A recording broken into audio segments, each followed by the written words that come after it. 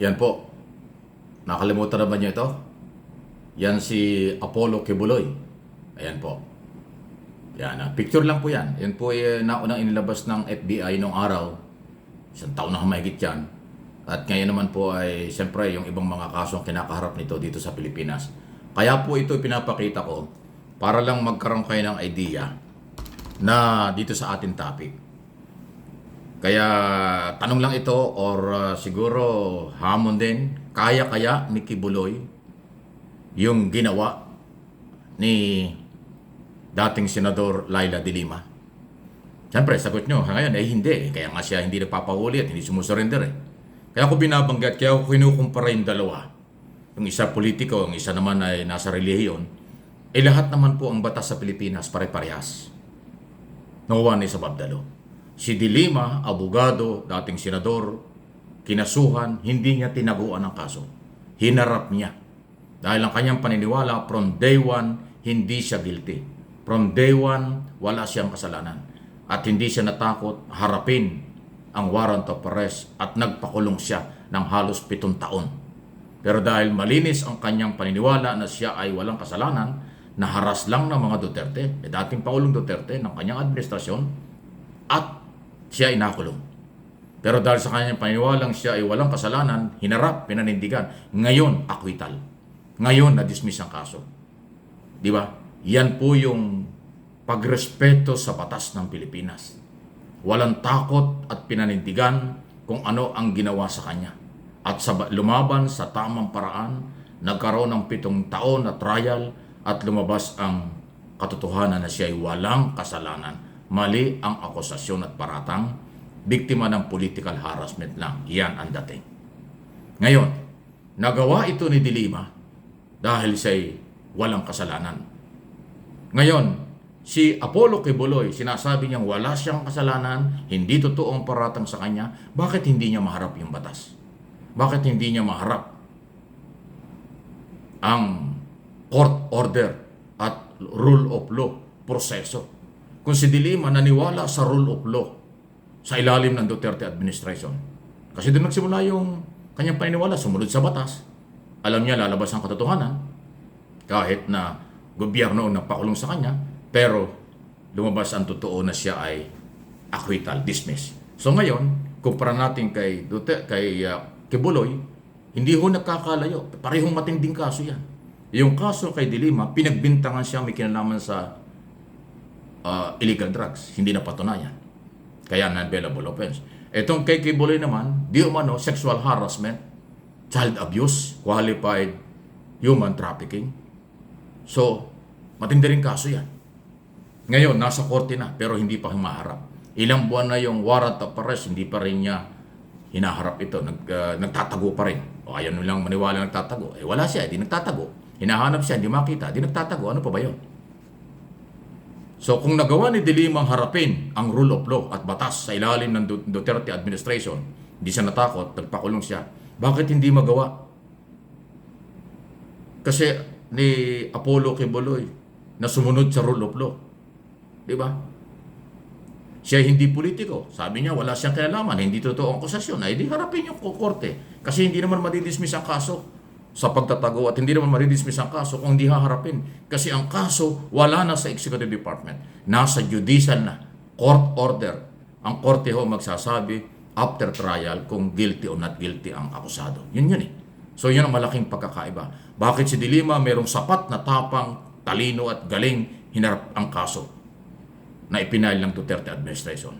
Bakit itong kaso ni Kibuloy na matagal lang nakabinbin? Ang mga warrant of arrest at nasa korte na ay hindi pa rin hinaharap. So tinatanong ko lang, bakit hindi magawa?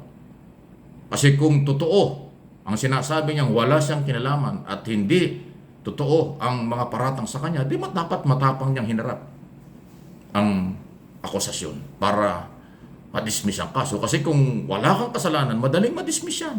Patutunayan mo lang na wala kang kasalanan, di ma-dismiss yan. Katulad ng de Lima, pinatunayan niya sa 7 taon na trial, wala siyang kinalaman.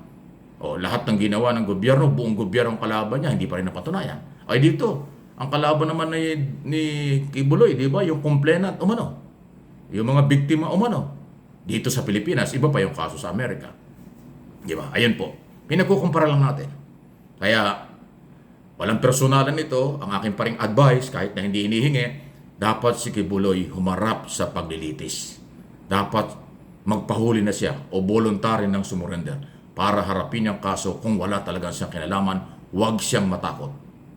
Mas delikado yung nagtatago, mas delikado yung tinataguan ang mga court order o proseso ng batas. Yun lang po. Mahirap yun, di ba? Okay, tuloy natin. Sunod natin ang balita. Naku, lumalakas po yung panawagan si De Lima ay bumalik sa Senado at tumakbo uling senador. After ng acquittal, baka nga manalo ito. Kasi ito pinakulong ng senador. Hindi natapos yung kanyang term kasi nakakulong. O natapos yung term niya pero hindi makatrabaho kasi nasa sa kulungan. Kung ngayon lumalakas ang panawagan siya bumalik at susuportahan ng mga Pilipino para maging senador ulit. Yun naman mga pro-Duterte, senador, apektado sigurado dito sa isyong ito. Lalo na si De Lima. Si De Lima, si De La Rosa. Kasi si De La Rosa yung PNP chief nung araw, kasama siya sa gobyerno. At tapos ngayon itatakbo senador. Malamang iboto si De Lima, hindi si De La Rosa. Actually, ramdam ni De La Rosa na tagilid siya. Kasi nga, yung mga Marcos supporters nagalit sa kanya. At syempre, yung Dilawan, Liberal Party, hindi naman talaga siya tutulungan. Lalo na, nandiyan si De Lima, pag tumakbo yan ang kakampanya niya. Yung mga pangharas, kasama dyan si De La Rosa. Mahirap talaga. At yung iba pang mga senador.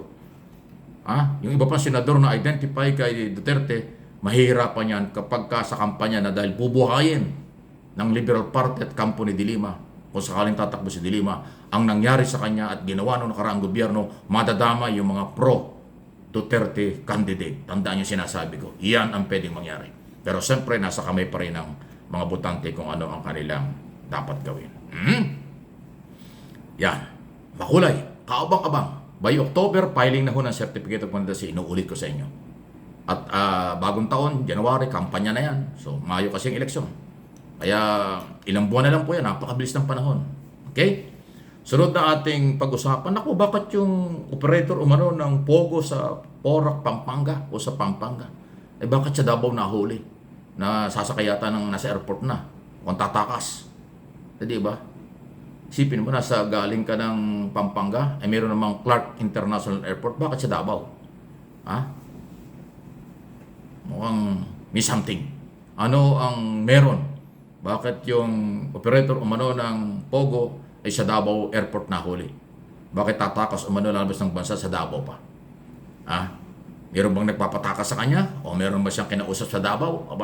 Hindi mo maiwasan ang ganyang klaseng tanong. Kasi parang napaka-imposibleng merong international airport sa Metro Manila. Ilan yan? Merong international airport sa Clark, Pampanga. Bakit sa international airport ng Davao doon siya nahuli ng mga otoridad? Mainit po yung kampanya at monitoring ng gobyerno, lalo na ho ang Presidential Anti-Organized Crime Commission, PAO, under retired General Cruz, tungkol sa operasyon ng Pogo. Talagang marami nangyayari. So, antabayan lang po ninyo. Ingat lang po kayo. Marami pong mga isyo at sa susunod na mga topic ay hindi mawawalang ating pag-usapan itong plano ng mga Duterte na tumakbo. 3 sila. Gustong maging senador, mag-aama. Diba? Ibang klase talaga, ho? Ibang klase sila. Ating aabangan kung paano ang kailang galaw at paano natin ipaliwanag sa taong bayan ang mga magiging negatibong epekto at kung may positibo, medyo maliit. Yung negatibo atin hong aabangan dyan kung paano tatanggapin ng mamamayang Pilipino. Manatili po kayo sa ating mga channel, Mike Abby Opinions at MA Pinoy TV. Paki-like lang po ng lahat ng ating mga video pinag-uusapan dito.